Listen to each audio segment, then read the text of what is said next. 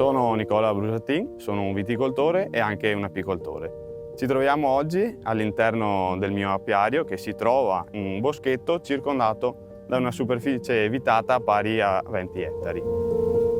Faccio l'apicoltore da quando ho 16 anni, la passione me l'ha trasmessa il mio vicino di casa, quindi fin da subito vedevo le api, come lui gestiva gli alveari e da lì ho iniziato anch'io con un alveare. Da lì poi sono cresciuto perché quando entri in questo fantastico mondo ti viene voglia di crescere, vedi veramente come funziona una colonia di api che è una cosa straordinaria, fantastica.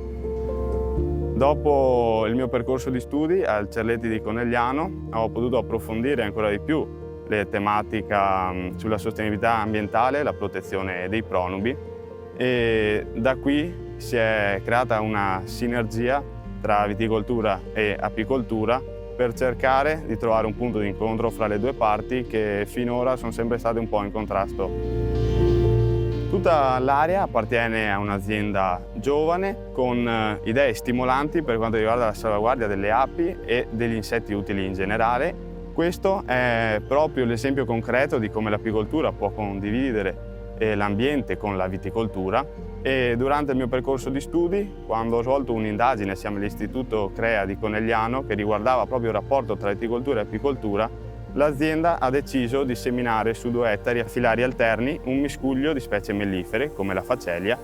e ho potuto osservare con mano, quindi toccare proprio i risultati e dimostrare che ciò di cui parlavamo è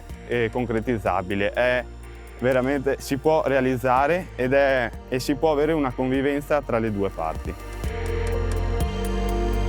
Il messaggio che voglio lanciare è: si può condividere lo stesso ambiente, ma soprattutto si deve condividere lo stesso ambiente, perché gli apicoltori non devono scappare e i viticoltori devono aiutare gli apicoltori in questo.